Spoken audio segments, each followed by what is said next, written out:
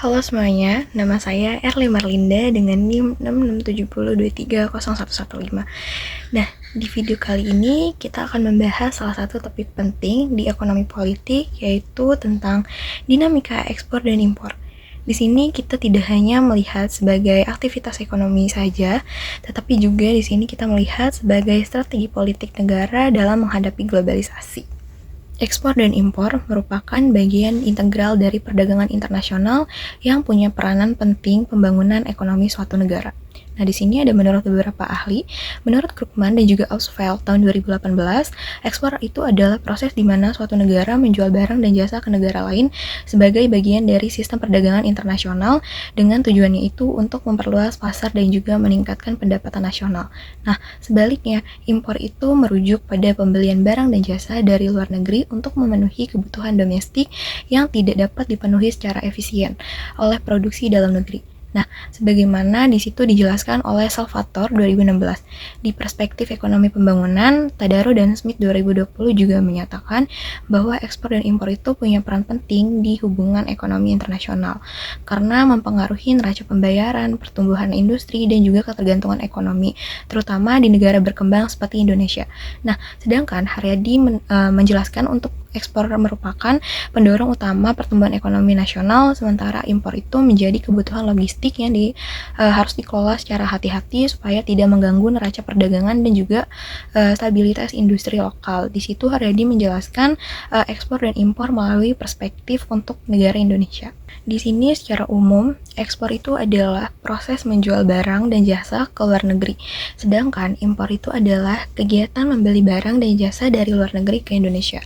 Keduanya itu adalah bagian penting dari perdagangan internasional.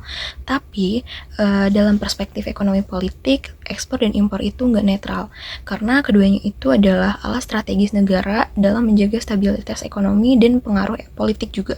Negara itu nggak cuman berperan sebagai pengatur pasar, tapi juga sebagai aktor yang aktif mengarahkan perdagangan sesuai dengan kepentingan nasionalnya. Nah, di sini, menurut Thomas Outley dalam International Political Economy 2021, perdagangan internasional itu selalu dipengaruhi oleh struktur kekuasaan global. Negara-negara kuat itu netapin aturan main, sedangkan negara berkembang seperti Indonesia sering banget cuman menyediakan bahan mentah. Menurut data Badan Pusat Statistik atau BPS, nilai ekspor Indonesia pada tahun 2022 mencapai 291 miliar US dollar. Nah, sementara nilai impornya itu berada di angka 237 miliar US dollar. Nah, dari sini secara nominal Indonesia itu mencatatkan surplus neraca perdagangan. Namun, surplus ini juga masih didominasi oleh ekspor komoditas mentah kayak batu bara, kelapa sawit, dan juga nikel, yang nunjukin bahwa ekspor Indonesia itu masih belum berbasis pada nilai tambah industri.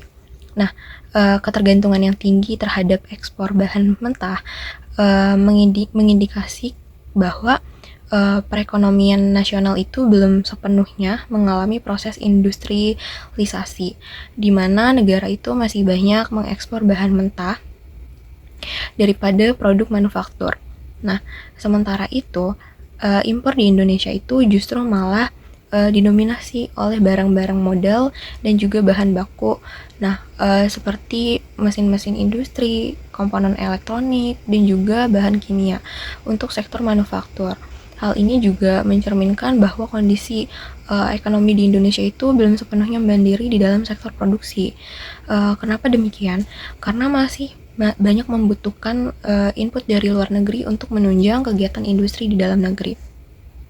Kata lainnya, yaitu ekspor dan impor Indonesia itu menunjukkan bahwa ketidakseimbangan dalam struktur ekonomi nasional yang menghambat transformasi menuju ekonomi yang bernilai tambah tinggi. Nah,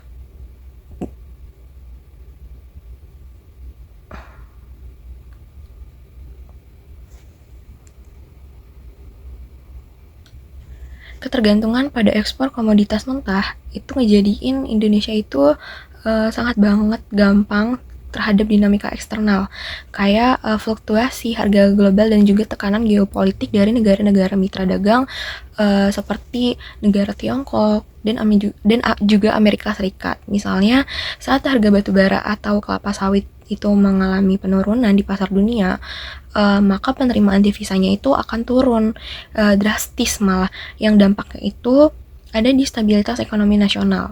Nah, selain itu, adanya juga tekanan politik atau kebijakan proteksionis dari negara, tujuan ekspor juga bisa menghambat atau membatasi akses pasar Indonesia, dan hal itu menyebabkan melemahkan daya saing global.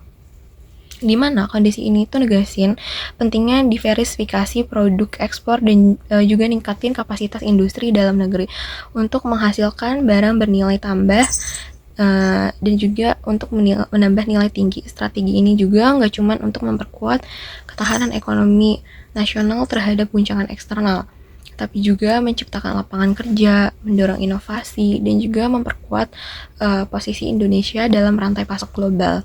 Nah, dari sini pemerintah juga perlu memperkuat kebijakan hilirisasi industri, memperbaiki infrastruktur logistik, dan juga serta mendorong investasi di sektor manufaktur. Gunanya itu untuk mengubah pola ekspor Indonesia dari yang tadinya berbasis mentah jadi produk yang lebih kompetitif secara global. Di sini saya mengambil salah satu studi kasus, yaitu impor beras di Indonesia. Studi kasus ini salah satu hal yang penting karena memahami dinamika perdagangan internasional dan juga kebijakan pangan nasional. Menteri Perdagangan Zulkifli Hasan mengungkap bahwa dirinya sudah menandatangani perizinan impor beras sebesar 500.000 ton. Produksi beras di Indonesia mengalami fluktuasi yang dipengaruhi oleh beberapa faktor, seperti krisis iklim, makin berkurangnya lahan pertanian, dan juga kondisi tanah serta akses pengairan.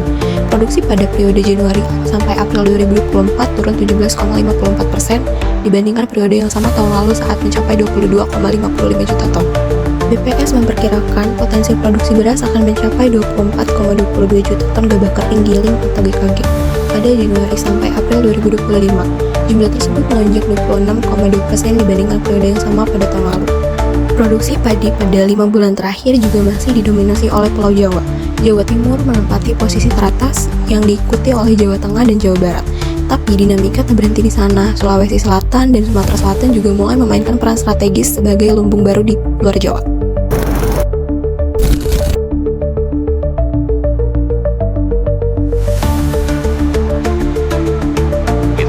Kita tahu negara kita sekarang ini memiliki 13 juta kebun kelapa sawit yang setiap tahun berproduksi.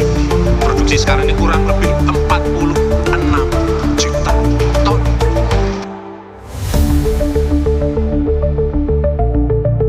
Salah satu studi kasus yang menarik yaitu mengenai tentang ekspor dilihat dari keberhasilan Indonesia dalam mengekspor produk kelapa sawit ke pasar global.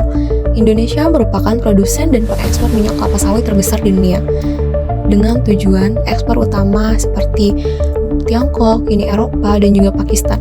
Keberhasilan ini tidak lepas dari tingginya permintaan global terhadap minyak sawit sebagai bahan baku industri makanan, kosmetik, dan juga energi.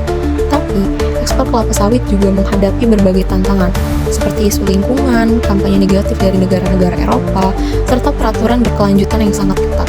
Pemerintah Indonesia merespon tantangan tersebut dengan memperkuat diplomasi ekonomi, meningkatkan standar keberlanjutan seperti sertifikat ISPO, serta membuka pasar baru di Timur Tengah dan juga Afrika. Nah, dari kasus ini menunjukkan bahwa ekspor itu tidak hanya berkontribusi terhadap pendapatan nasional, tetapi juga memerlukan strategi yang adaptif terhadap dinamika global dan juga tuntutan yang keberlanjutan.